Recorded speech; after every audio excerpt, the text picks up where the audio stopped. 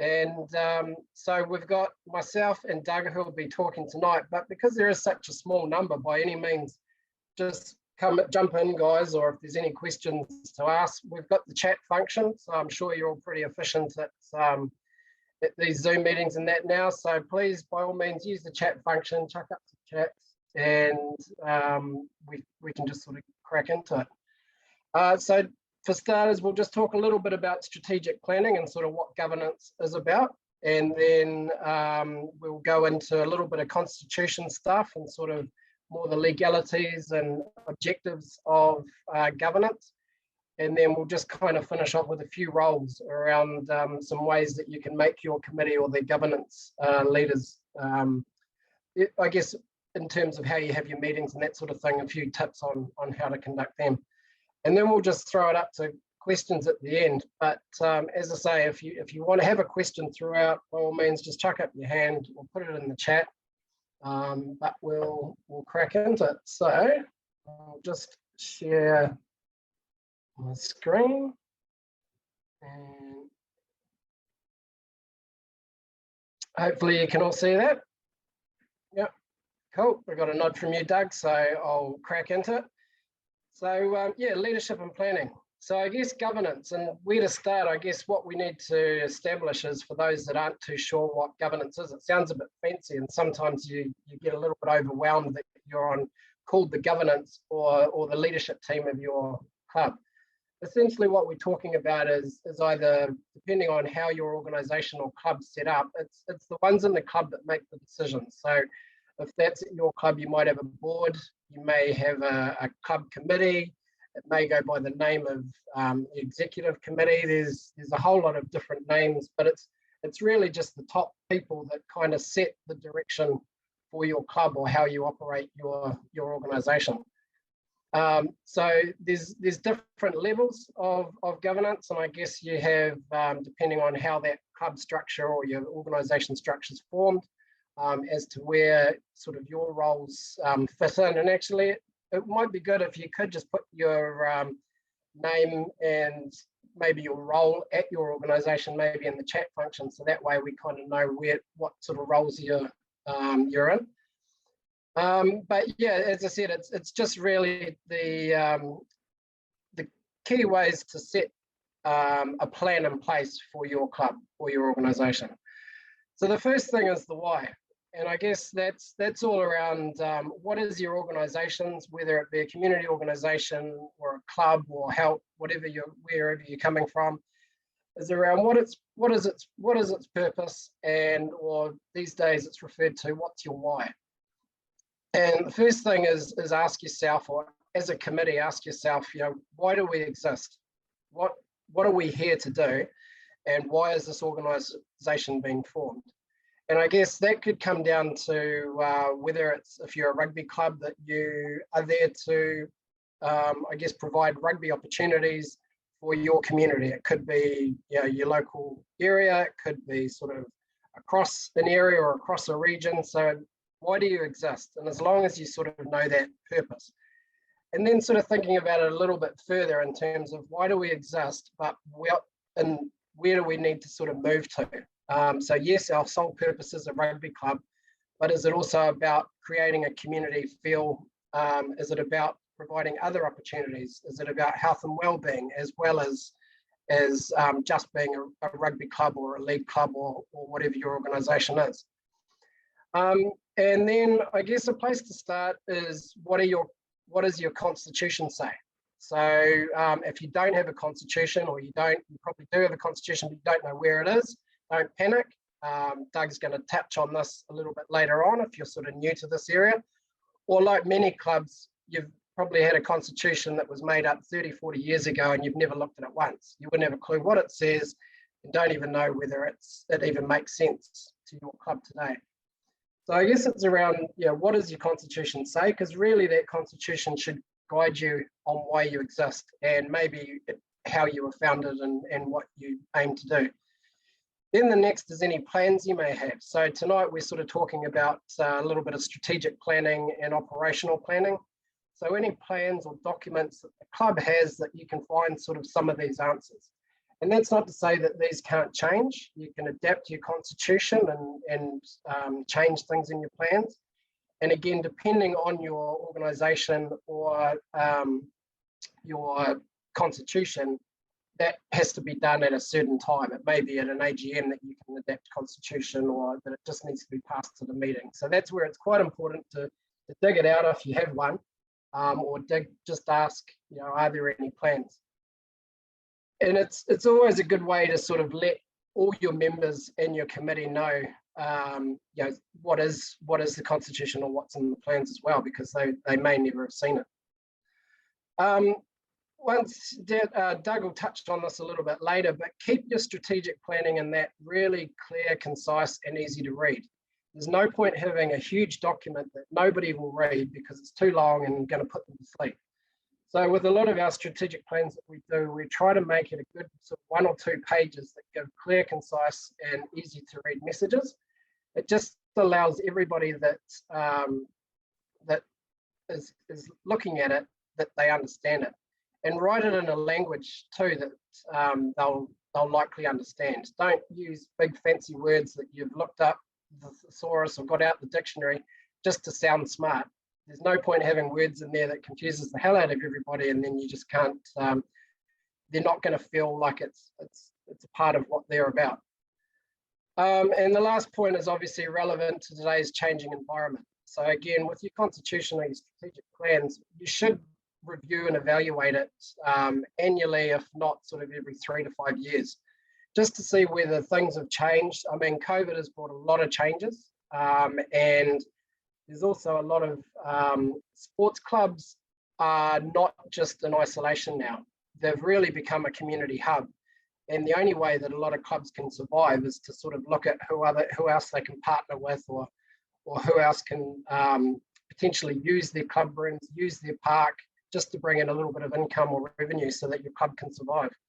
So just looking at your planning and saying, well, look, is it relevant to today? You may have had the best of intentions and the best of plans, but now COVID's completely changed all that. And so you have to really look at what are the relevant issues or concerns facing your members right here, right now. Then the how. So I guess, I'd be silly if I didn't mention Counties Manukau Rugby Union, since we have partnered with them for this. So how are you aligned to your governing body or your RSO or your NSO? Now, if you don't know what an RSO or NSO is, your RSO is the regional sports organisation. So in the case of rugby, it would be Counties Manukau Rugby. And then your national sport organisation would be the New Zealand Rugby Union. So sort of understanding, you may not have a governing body. You may just be a sport that you basically just operate by yourselves. But if you do have a governing body, you really need to sort of see what their constitutions are or what they're about, and making sure that you're still aligned. There's no point saying that you're, for example, a rugby club when you don't even offer rugby. I think you really need to evaluate your purpose if that's not what you're doing, but you're calling yourself a rugby club.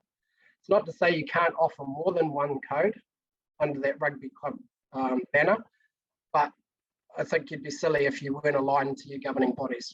Helps with a lot of funding and resources and all that sort of thing as well. And then I guess, how do you align to them? You need to look at some of the legislative requirements, which Doug will sort of touch on again a little bit later. And do you know your target membership? Who are you trying to attract to your club, and what are they going to get out of being a member of your club or organisation? So again, making sure that you're recruiting the sort of members that you would like, but when they do join, that you meet their expectations, and that you are providing a club that they can sort of relate to. If it's rugby, then they expect to play rugby or have rugby teams and rugby coaches. So the what, again, there's a whole lot of big documents and things out there and big words, but really the what is, if you're looking at a strategic plan, there's the usual sort of things that come up are your visions, your missions, and all these sort of statements that you might want to make that your organisation stands for. So the second point there is, what do you want your organization's culture or values to be? And just be really clear about that, because with sport these days, it's changed a lot. People would join a club because, one, they wanted to meet like-minded people, they wanted to be part of a group, but they obviously wanted to play whatever it is that they wanted to play. So if it's a rugby, they were there to play rugby. Otherwise, they would have joined the football club down the road or the tennis club down the road or what have you. But understand that it's not just about playing the sport that they're there for. They're there for a number of things. So it's not just around, okay, I want to play in a team and I want to play this code, but I also want everything else that comes with it. I want a community hub. I want to talk to people. I want to be social. I want to feel welcomed. So what is your cultural values of your club? Is it that you're going to just focus on the top team and make sure that the top team has wins the comp? Or is it that you want to create a culture that's welcoming of all ethnicities, all diversities, maybe have disability teams, options for women and girls. We had our women and girls talk last week. So what is it that you guys want to hang your hat on? And you may be successful in some regions. So you may already have a top team and there's not a lot you need to do in that area. So then you just need to sort of, for the next 2 years, change tack a bit, keep that going, but plan to bring in the women and girls game or bring in other elements. It might be as simple as making the bar provide food so that you can create that sort of family or whānau culture up in your club rooms. Get people coming back, not just for the sport they play, but for other reasons as well. And there's a whole lot of ways you can come around that. And I guess the tried and tested one is a SWOT analysis. So if you don't know what a SWOT analysis is, S is strengths, W is weaknesses, O for opportunities, and T for threats. So you can just sort of jot them down and say, okay, strengths, what are we really good at? Weaknesses, you know, what do we sort of have, what are our weaknesses at the moment? And when you're doing that, be really vulnerable. Yeah, don't be concerned if you just say, you know, guys, we're really terrible at whatever. If you acknowledge your weaknesses, then that's something you can prove, which then goes into opportunities. So opportunities could be, hey, we've only got male teams. Why don't we open up to females? And instantly we double our catchment of people in the population that we can get at our club to drive our membership numbers.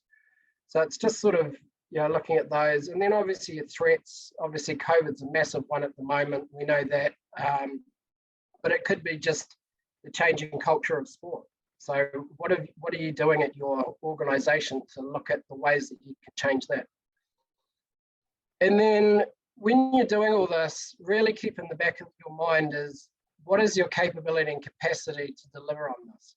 So you can have a great committee with the best of intentions and have great people on board that really want to drive you in a certain direction. You've got your plan, you know where you want to head.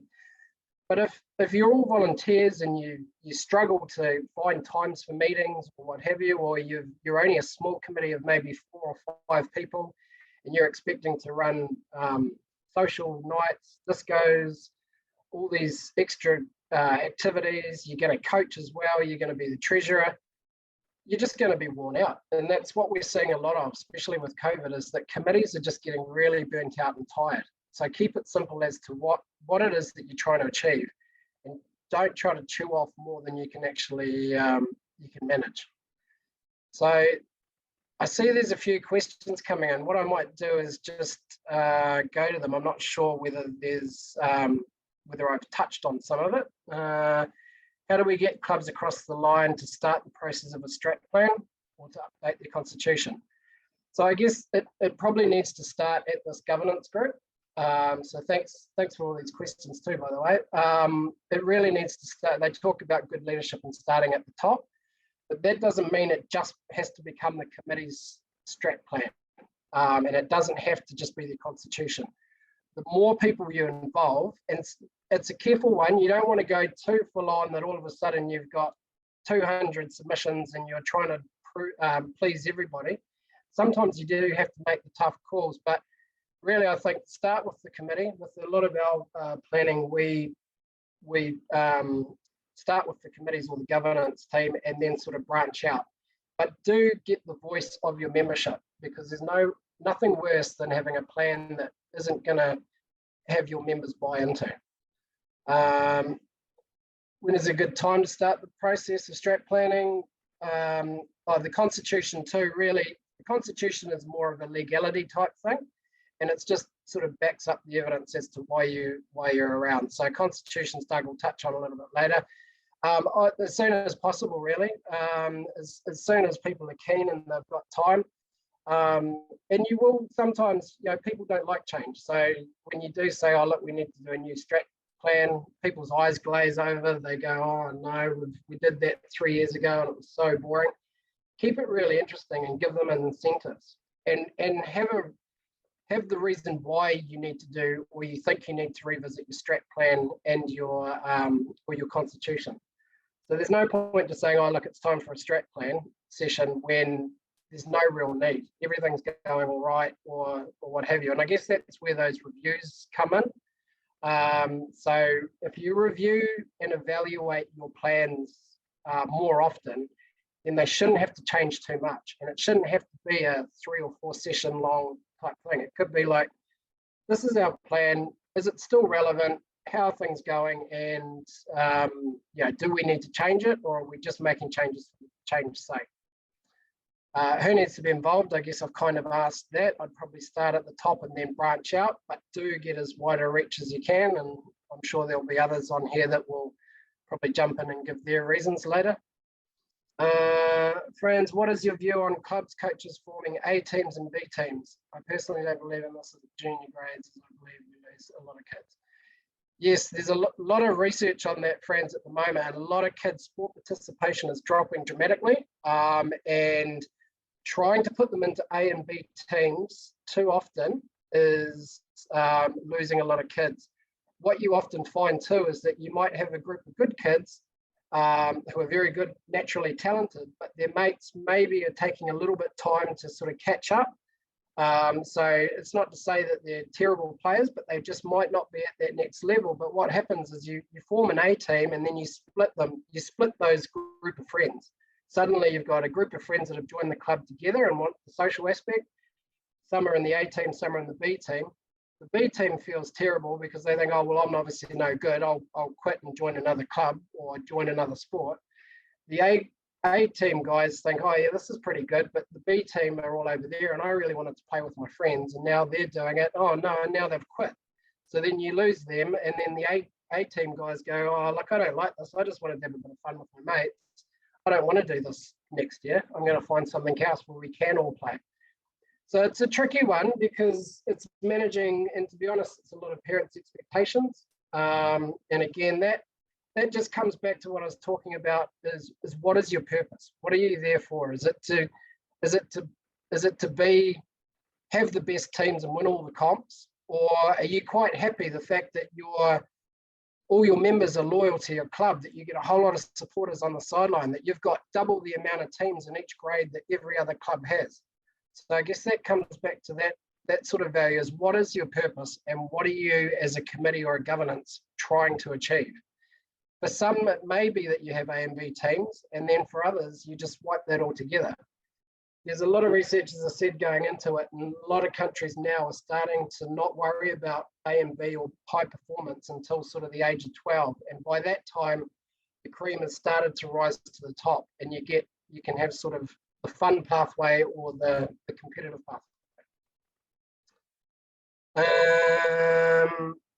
By a questionnaire, is that, sorry, Annette, was that to gain feedback? Is that when doing the strategic plan? Yes, Jamie, and just to you got to find feedback in different ways, don't you? And I think on how to gain members, as you said, volunteers and their time is precious, and then we would how do you gain that feedback? Questionnaires, is that something that you have done, Jamie? Questions? Yeah, there's loads of questionnaires and things out there. Again, it's knowing your members and knowing what's going to make them tick. If it's easy for them to just do a submission via a questionnaire, or or have a whiteboard at the club, or somewhere they can just do a sticky note and chuck it up. You might have a sign that say, hey, we're looking into our strategic plan. Just write down your points. Ask a few leading questions like, why have you joined this club, or what do you think our club culture should be? And people can just chuck up their ideas, or maybe in an email, whatever you think's easiest, really. And trying to do it at a time where you've got a captive audience. To expect people, particularly volunteers, and life's so busy, to expect them to maybe come out to a big session that takes 2 hours or what have you. Maybe they just need to join for 15 minutes or 20-minute focus group. Maybe you can capture or ask the parents on the sideline while they're waiting for their kids to warm up and start the game. So it's really just understanding your membership and how you're going to capture that, and then having the right people that will ask the nice questions and people will sort of open up to. If you sort of stand up and go up to somebody on the sideline and say, what do you think of this? That might be a bit overwhelming. You've got to create a good, safe environment to get that out of them. Incentives always work. Put on a feed, put on something. Maybe it might be entertain the kids for a while, chuck on a movie, and while you've got the parents there, talk to some of them, or run a quick workshop. So there's a whole lot of ideas in that, and we can sort of, I guess, if the clubs want to approach us, we're more than happy to work with them on that.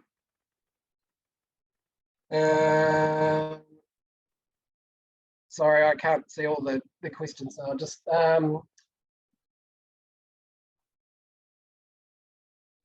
Did you see what Fran said? Fran said is some studies, and I know there's some studies on that Balance is Better website. I wondered if CLM have some, which is aid to Fran's case. Fran's is a new junior president for Beachlands Maraetai, and faced with what's been going on from an existing committee who did a fantastic job. So that's a little bit of background. Fran's is asking all the questions.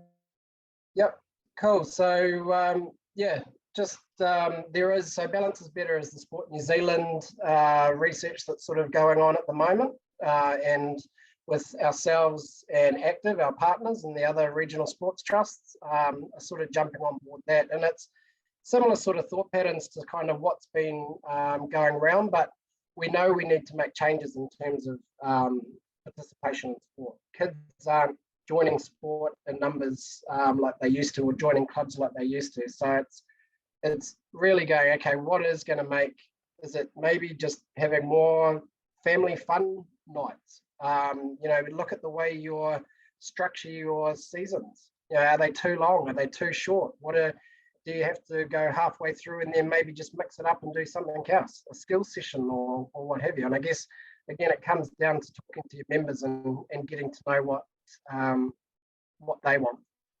And thanks, Kim, for that link. And we'll send out some more info and links and that as well. And as I've been saying at all these sessions, really just ask one of our team members, email Annette, and we're happy to sit down and run sessions or answer any questions that you might have. And now I'll pass it over to you, Doug.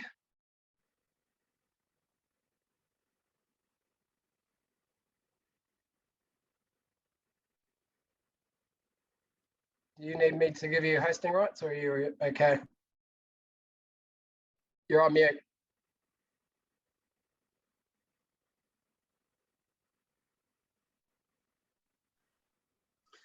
Yeah, that's my wife always wants me to be on mute.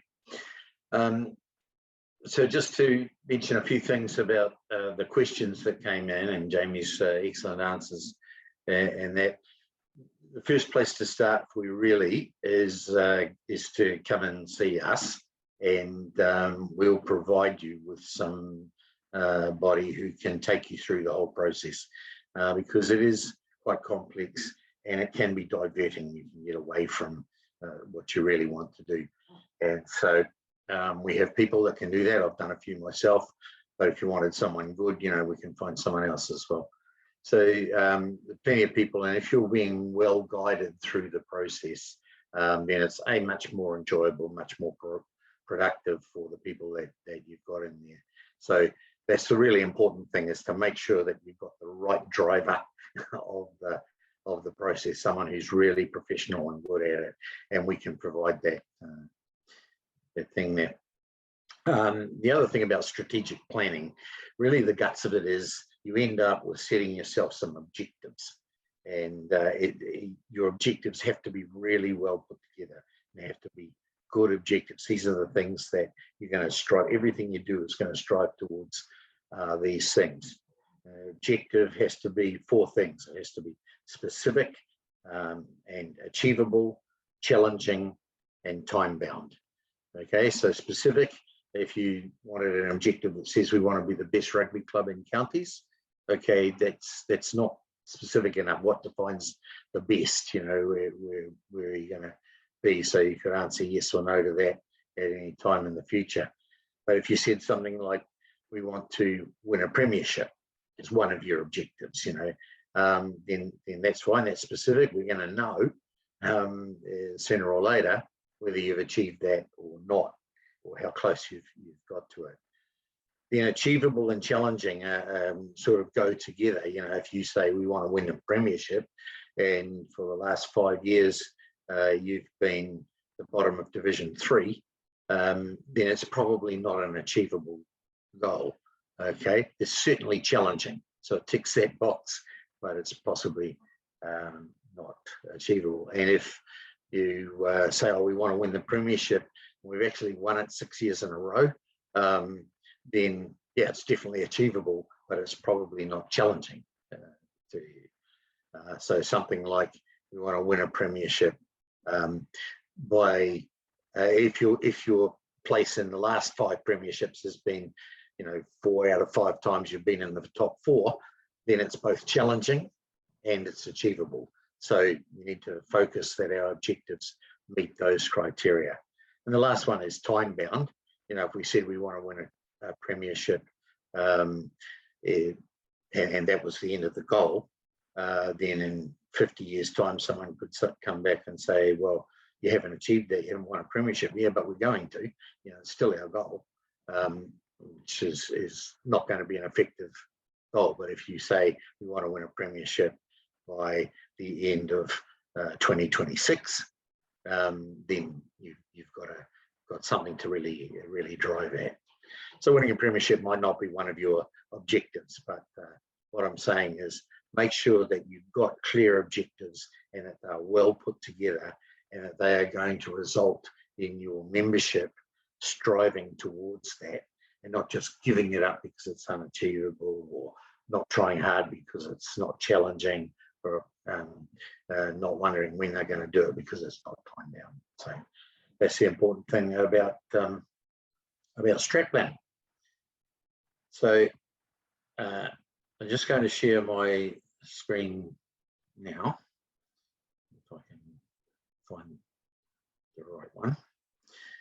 Okay, and I'm going to talk about constitutions. So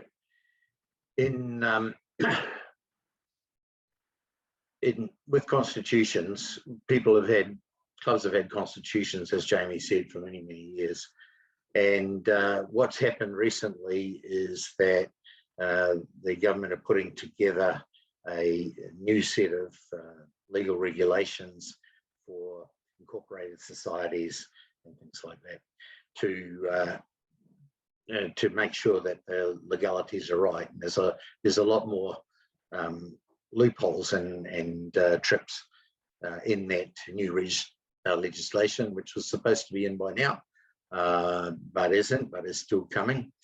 And so the Companies Office put together a constitution builder. They got a team of lawyers to come in and make a set of questions in a constitution builder that would, and this is it here, that will cover off all of the legal requirements. And so if you go through this builder, you end up with a constitution that meets all of your legal requirements.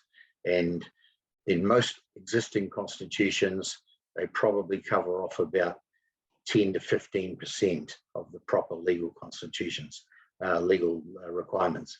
So you are playing a dangerous game if you don't cover them all off. So I encourage people to go through this builder so that they get all of their legal things covered and don't have to worry about that anymore. It also means you can get rid of a lot of irrelevant stuff. There's a lot of irrelevant stuff in current constitutions.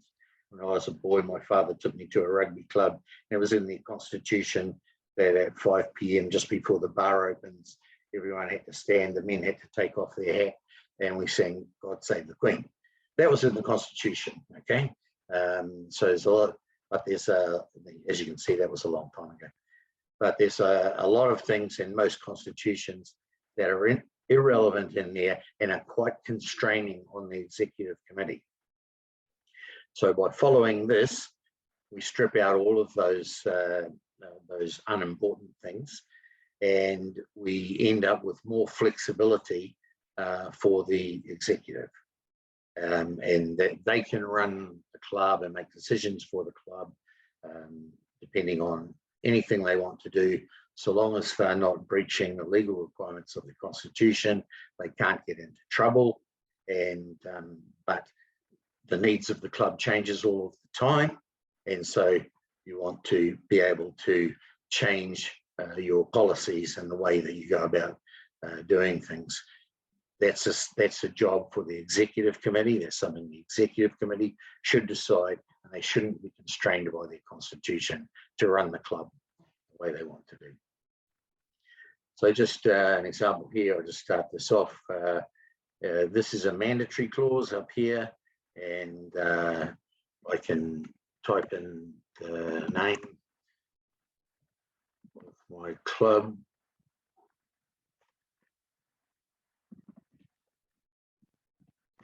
And it has to end in the word incorporated. Otherwise, they won't let you go in there. So having done that, I go forward to here. This is another mandatory clause, but there are clauses that are recommended in there and clauses that are optional. And obviously recommended, you can choose not to include them, and so on. And at the end of the day, you'll get out of this a constitution that's in a Word document that you can further amend if you like, and then once you've made all the amendments, you can save it as a PDF and then directly upload it on this website to the Incorporated Societies office. I thoroughly recommend that people have a look at doing this constitution builder. Probably takes about 45 minutes to go through it, and what you've got is a really robust constitution that covers all of the possible legal loopholes that you might fall into, and it also gives your executive committee a lot more flexibility about how they can run the club for the best intent to achieve the objectives that you've set in your strategic plan. Okay. Sorry, Doug, we just got a couple of questions. Yep. So we've got one, who do you recommend completes the constitution builder? Should it be a few committee members, or what would you recommend? Yep. I'll answer that one first, shall I? Yep. Okay. So get one person to go through and put in what they think. So a knowledgeable person, and that might be the chairman, or there might be the treasurer. If they have somebody beside them who's also knowledgeable at the same time, that can help. But then once you get to the end of it, then you'll want to put it to other people in the club and say, here's what I came up with. There were a few guesses that I made, and there are a few things that I wasn't sure of, but so if you want input on those, you can do that. And then once you've got that Word document of the constitution itself, you can make amendments to it before you, and then come back and make those changes on the builder. So before you actually file it as your final constitution. And we've helped a number of clubs with their constitution. So we've sat alongside them and worked through it as well. And also maybe just having somebody from the union can also help as well, just so that there are a few things that are in there. Yeah. Which leads, the next question is, what do you do with the existing constitution and rules of the club? Okay. By uploading a new constitution on the Incorporated Society's website, that then replaces your former constitution. Now you might want to use your former constitution while you're building your new one, because there could be some very relevant information in that. But as soon as you upload it officially to the Incorporated Society's office website, then it's your new constitution. And Doug, am I right in saying you can change the constitution? Yeah, it's not, doesn't have to remain. Once you've done a constitution, you don't have to keep the same one forever and ever, do you? No, that's right. You can change it at any time. And if you came back into this builder, and then it would have the choices from your last constitution if it was done through this builder, and then you could make changes to that, and then that final document can then be uploaded again, replacing the previous one. So you can make changes at any time you want. Yep. All right, that's all the questions for now. Back to you. All right. So the next thing I wanted to talk about was running executive meetings, and because my experience over many decades of being heavily involved in multiple clubs' executive committees is that the running of the committee meeting became sometimes drawn out, it got off point, it wasn't relevant, it didn't cover things well. And so I developed my own way that I use when I am the chairman of a sports club, and I have been for quite a few. And I believe that this process will end up with a much better, well-run meeting. It certainly cut the times of the meetings in half, at least, and everything that was discussed was far more relevant. So I'm just going to go through and say, this is what I do when I run an executive meeting. Okay, so the first thing that I start with is the chairman's report. But before we do anything else in the meeting, we have the chairman's report or the president's report, which has already been distributed to executive members. So they've had a chance to read it. So then the chairman can present that and just say, I present it as distributed, and that's fine. And that shouldn't take too much. It's what the chairman thinks. And then straight on to the financial report, probably from the treasurer, which has already been distributed as well. And so people have had a chance to look at that, and the treasurer can say, here's the financial report. You've had a chance to read it. Do you have any questions? No? Okay, let's move on. Okay. And then I have listed on my agenda what I know to be important issues that need to be discussed now, and a resolution needs to be made now. I've invited the rest of the committee to put forward what they see are important issues. By the time they come to the board meeting, there's no point raising them. They should already have been an important issue that we want to do. And it might be, coach selection is kind of right because we've lost 3 coaches or something like that. And we have to make a call on it. But there should be a board member that you can delegate each of those important issues to come back with a recommended solution. There might be a bit of discussion at the meeting, but that board member would go away, and that might be the coach's liaison officer, or the manager's liaison officer, or the funding officer, or the tournament controller. All of those, any of those people, if the issue is in their particular category, then let them come back with a proposal on how to do it. If this agenda has been sent out prior, that person knows that they need to have a proposed resolution to that issue when you come to the meeting. Okay, and there might be a number of those, 3 or 4, wouldn't be out of the ordinary. Okay, and really that's it. You know, there's an opportunity then for people who have thought of something while they're sitting at the meeting, or something's come up over the other one, and say, well, I have this issue which I now consider to be important. Okay, and what the meeting should do is accept that issue, and if it is important, then delegate it to someone, you know, to the coach coordinator, or to the funding officer, or something like that. So that you give them an opportunity to bring something up at the meeting. But as chairman, I'm pretty harsh on the time that we spend on that sort of thing. If it wasn't important enough 2 days ago, then it can't be important enough now. You know, well, unlikely to be important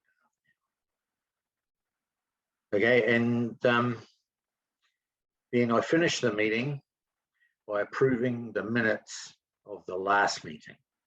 Again, these have been sent out, and I stress, do this last, have nothing after this. Okay, what happened, what you discussed at the last meeting is not relevant. Okay. The issue might still be important, and it needs to be listed among the issues in number 3 there. And if it doesn't make that list, then it doesn't matter what was said at the last meeting. That was a month ago. It's not relevant. Don't waste time on it.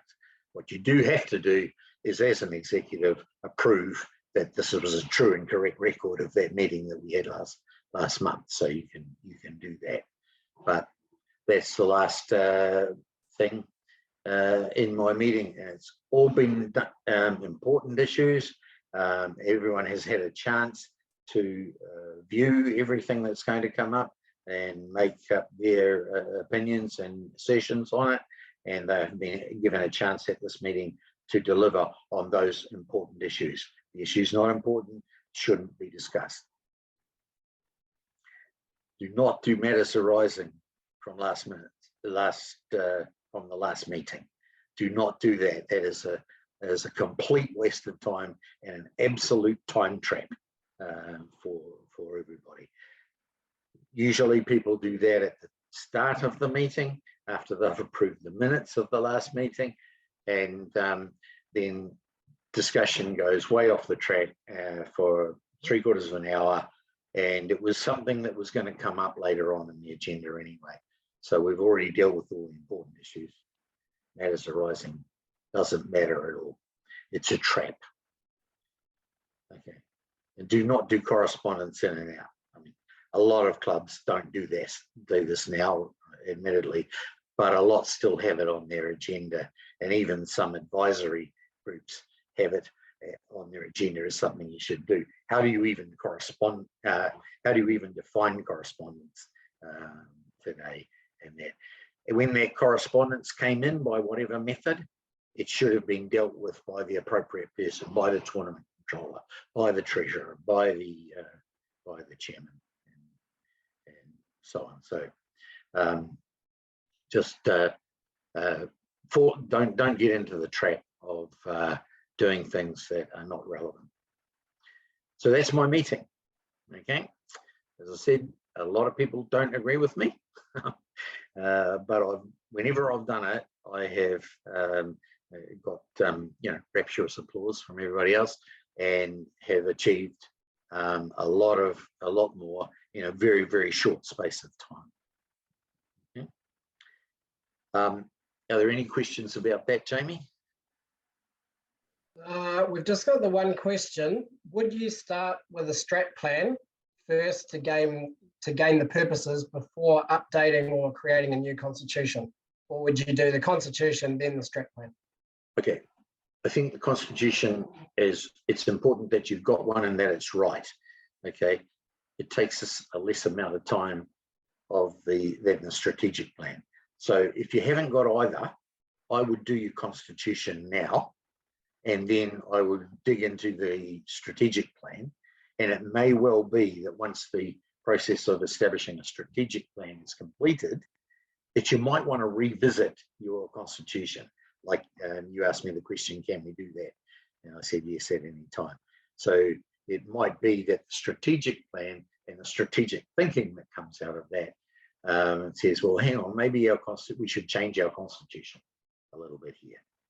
But basically the constitution, if you use that builder tool, really just gets you out of the legal pool. Basically everything else you're allowed to do. So strategy first, and then the constitution is ideal, but practically, if you haven't got either, do the constitution now and do the strat plan tomorrow.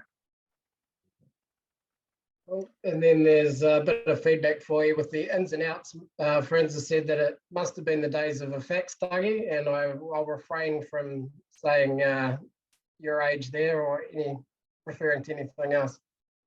Yeah, well, it used to come in by mail. The interesting thing is that the secretary of a club, as it traditionally was, has now been made completely redundant, and so many clubs don't have secretaries now.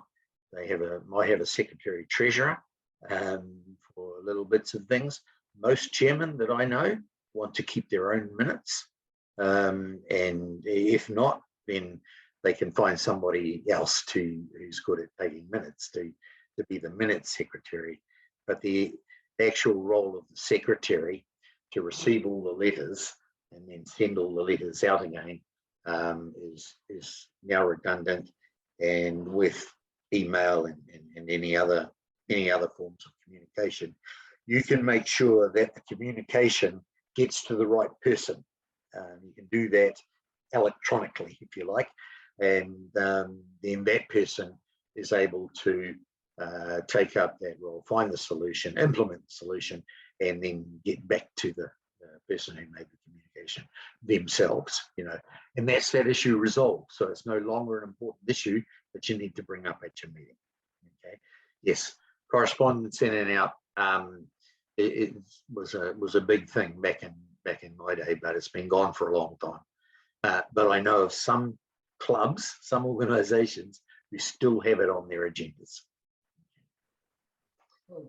Thanks, Doug. While you stop sharing your screen, I just got one more thing. Again. Okay. I want you guys to have a think, or I'm not going to go through it in any detail, but there's an app that I use, and it's called Slack, but there are others as well, and you can find this one at that address, slack.com. And I'm just going to go in and share the front page of that. And I'll have to go back to there and go to there. Okay, so this is a product that is designed for businesses where they have projects and they have a project team working on it, and they can communicate with each other, and every post in the channel that they make for that particular project is relevant to that project, and so it stays together. So I saw this a few years ago now and started using it to run meetings, club committee meetings, and so the team was the executive committee, and we would set a channel for each meeting. And what I would do is open the meeting at a particular time on a particular day, and then the meeting would run for 48 hours. And it could be a longer period or a shorter period if you want to, but I used to choose 48 hours. And that, as the chairman, I would put the whole agenda in and all the documentation, would be attached to that Slack channel, and then anybody over the next 48 hours from the executive committee could go in. They could make a comment on what I'd commented on, or they could make their own comments on what was in there, and then someone else could comment on what they did. But it can be done at any time over the next 48 hours. And in the end, you'll be asked, the executive will be asked to vote on any recommendations that are made and seconded on that channel.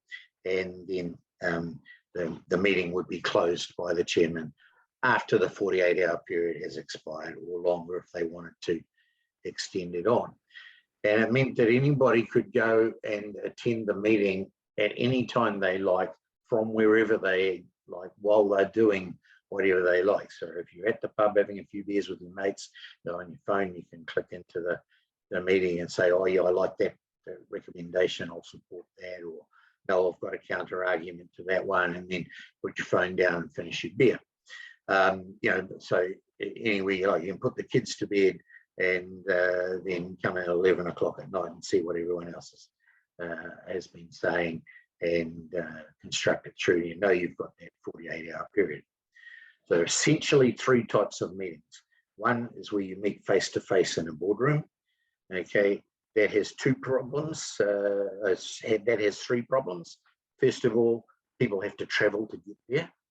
Secondly, you have to get all the people at the same time. And the third one is you have to get all the people in the same place. Okay, so the second type of meeting is a Zoom type meeting like this, where you solve the problem of people traveling, you solve the problem of people having to be in the same place, but you still have the problem of everybody having to be there at the same time, right? The Slack option solves all 3. Okay, you now don't have, no one has to travel, no one has to be in the same place, and they don't have to be there at the same time. They've got 48 hours or 72 hours or whatever you set to complete the business of your committee meeting. And the best part, at the end of the meeting, once it's closed, the transcript of all the conversations in that channel are your minutes. And they come 100% accurate, and they're 100% detailed. Okay, so something that you want to look at. People who know me know that I keep banging on about online infrastructure, and I get Shannon to explain it to me when I don't understand it properly. So we've got experts who can put you in touch with this sort of thing. Most of you can just do it by yourself. You won't need us. Okay, Jamie. Yep, thanks, Doug. We just had a question from Annette. Is there a price to Slack? And I did notice up the top of that thing there was a pricing structure. So is there different packages you can get, or? Yep, but there's also a free package. And if you're having a monthly meeting, a monthly committee meeting on it, then you won't go over the requirements of the free version. So sign up for the free version. Have a look at it, try it out. Yeah.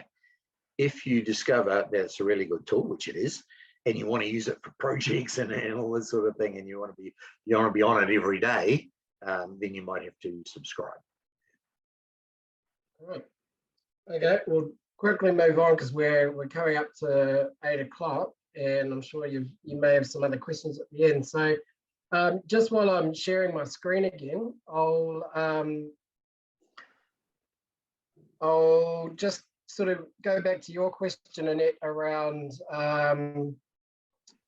the different committee levels. So yeah, it's really key that you know what level the committee's at, which I think I'll sort of go into a little bit on here. So the roles and responsibilities of the committees or your governance or whatever, here's a few little sort of tips you can look at. And I guess, how do you operate as a committee or a governance structure, whether it's board or executive or just subcommittees? So do you have the right people? And I guess that's around, who's around the table and the level of committee they need to be. If they're not really making high level decisions, If they're just purely there to sort of come up with a few things and be the people on the sideline that get the club, get all the flags out or whatever, then you just need people that are going to pitch in and do it, as long as they know what to do. Whereas if you're on a board or you're making really tough decisions that might affect a lot of things, then you probably need the right skill set around the table. And again, it's putting people in positions that they're comfortable with, or have the skill sets, or are willing to learn how to do it. And I guess that range of skills can depend on what committee they're on. If they're just on the fundraising committee and all they need to know is how to set up the barbecue and cook a few sausages, then that's pretty straightforward. You can just get most people, anybody with that's able to cook sausages can be on that committee.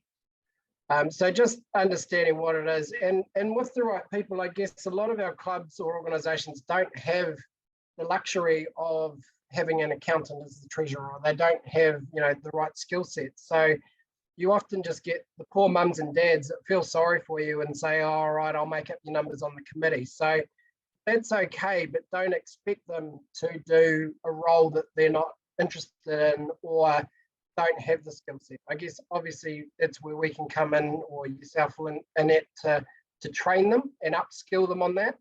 But if they're really not there to be and do the accounts or whatever, but hey, they're great at talking to people and growing the membership or growing the club culture or on the barbecue or whatever it is, then find that, put them in that role, so that you're getting the best out of them, and find, you know, ask them, find out what their strengths are and why they're on the committee, or what are they good at. Do you have the right environment? And I guess that's just around that committee culture. You know, we don't want people joining the committee and then feeling like they don't have a voice, or that there's the same people that control the meetings, and, you know, there's swearing or there's confrontations and all that sort of thing, because the first thing those people are going to do is they're going to stop turning up to meetings, or the minute they're allowed to get off the committee, they're going to stick their hand up and resign. So just think about, you know, the language you use, or the culture and the environment you create. You know, it might be having cups of teas and bickies at the meetings, just to make them feel a little bit welcome. Does everyone know their role? And you might see on the little cartoon I've got there with the guy falling out the back of the ambulance, and the speech bubble says, no, it's your job to close the doors. So I guess that if everyone knows what their part of being on the committee is all about and what they're responsible for, then you can kind of hold them a little bit more accountable, but also they're hopefully going to do the job. There's nothing worse than somebody that wants to be the front of house and social and talking to people when they actually have a role somewhere else, and that's not being done. You turn up to the barbecue and somebody who was supposed to buy the sausages hasn't bought the sausages because they were too busy talking or setting up the flags, and then you've got no sausages to cook. Always evaluate or review your decisions. So again, that comes back to your planning and all those sort of things. You know, sometimes you have to make tough decisions, and you may get a whole lot of members that aren't happy with those decisions. So there's nothing wrong with having to change a decision if it's justified. But don't just do it because you don't want to upset people. If there's valid reasons for it, then may look at it. But the whole point of being on the governance is to make those decisions at times. How do you manage risks? So again, there's a whole lot of risk management plans we can help people with, but really it's just going, okay, the decision we've just made, what's the flow-on effect of that? And is it going to be a risk to the success of our club? Do you put the organisation's outcomes above individual ones? I see this time and time again where parents, particularly parents, are on committees because they want the best for their child, which is fantastic, and you know, we acknowledge that, but sometimes you can't please everybody, and if they're making this decisions which is going to set their child up and put them in a favourable position over the success or the sustainability of a club, it's not going to work out. And sometimes you'll see that, oh, we need a top coach, we've got to get a top senior coach because my boy is going to make, you know, be an All Black one day. And doesn't matter if all the other teams have a average coach, this team needs a top coach. So just things like that. Try to put your organisation at the forefront.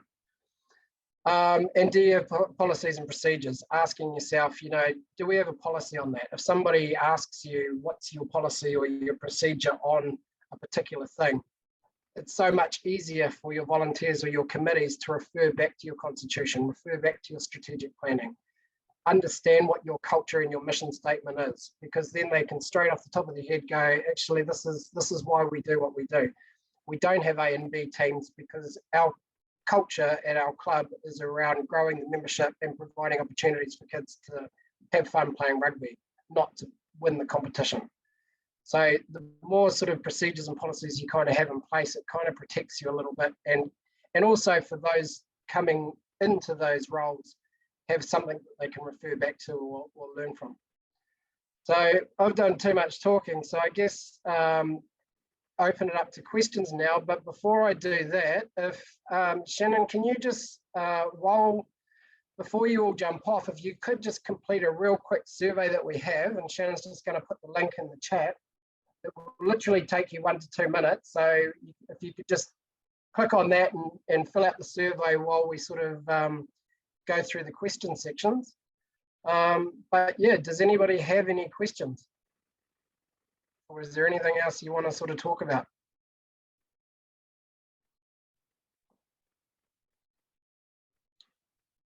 Feel free to unmute yourself, or you can just put it in the chat if you're not comfortable.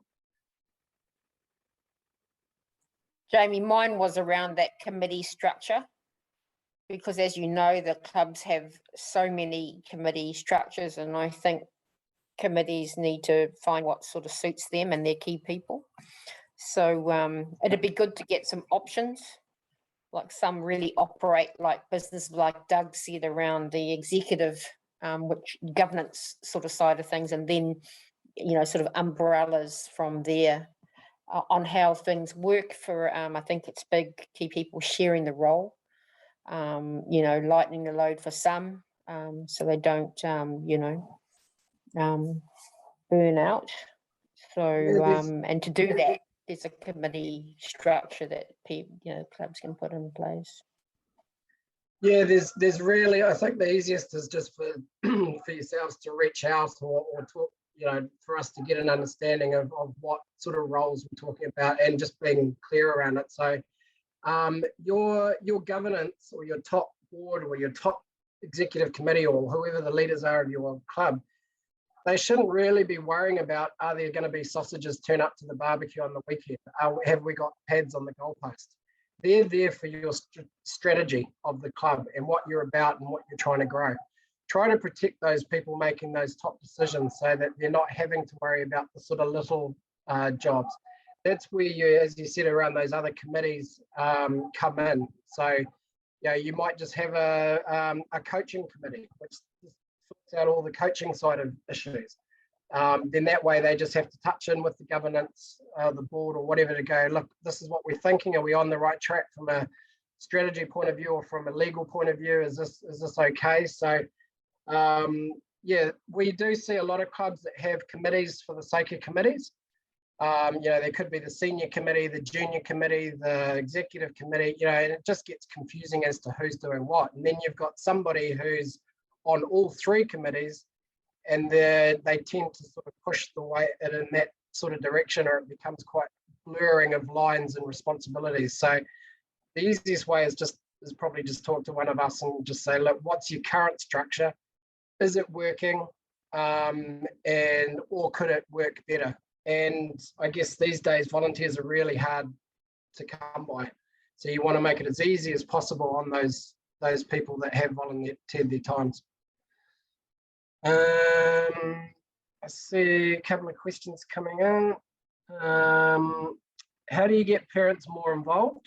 Oh, yeah, that's the golden question. Committees do a lot, but sometimes feel like parents or other coaches are not fully on board. So we've talked, I don't know if you've come to some of our sessions, we've talked a couple of things around, and I guess it's Tom talked about it on marketing, finding the right marketer. On my experience, the simple thing to do is before you try to get parents involved, know what it is you want them involved for. Why are you, goes back to the whole why. Why are you involving these parents? Is it simply to make up numbers on a committee, or is it because you need a particular set of skills, or is it just you're desperate for anybody that can give their time? So at least if you know why you're wanting to involve the parents, then you can, that sort of, you know where to sort of start from and how to approach them. But my big thing is just ask. A lot of parents will stand there on the sidelines or at trainings or even sit in the car, and they just simply haven't been asked. They're scared to approach anybody. They may not know anybody. They may not feel part of your team. So there's a whole lot of work on this with coaching and all those sort of team dynamics. So the teams I've been a part of, I'll actually get the parents together before we even start the season. And I'll ask them a few questions about what they want out of the season. What do they want for their kids? Who's prepared to wash the jerseys on the weekend? How are you happy with lollies at full time? Or do we just do oranges? Are you, you know, those sort of things. You get a feel for who's going to, and you'll get the ones that are eager and want to be in your ear, but always just make sure the ones sitting at the back, you know, oh, have you got anything to say? Or go to them in a more comfortable environment where they're not overwhelmed by it, and just say, hey, look, how's it all going? Do you like, how are you finding the team? Would you like, are you aware the club does this? Are there any, you know, come along to our social night on Friday. I'll be there, you know, we'll have a chat and da-da-da, you know, all those sort of things. Because once you bring them in and they feel welcome and they feel like they're sort of a part of a team or part of your club, they'll go above and beyond, and you'll find they'll put up their hand for more and more things. So the big thing there is just ask. Awesome approach. Yeah, awesome suggestions. Cool. Is there any more questions, or have any of my team got anything they want to add on that? Yeah, Jamie, just also on getting people involved in that. I know I keep banging on about it, but online infrastructure, if you make it so that everything you're asking them to do, they can do on their phone, you know, and then once you've got everything online, you can job share and Xero and Sporty and all of that sort of thing.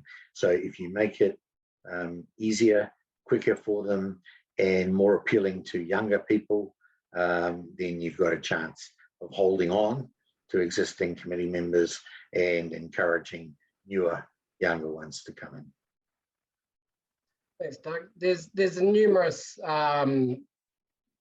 technology out there, Messenger, WhatsApp. There's actual platforms designed for teams where they can communicate. And what I find is once you get parents talking and, you know, sharing photos, and, you know, they start saying, oh, hey, you're, you know, well done today, team. Jimmy played real well today. It just creates that whole, they don't have to get the courage to talk to somebody or confront them or what have you.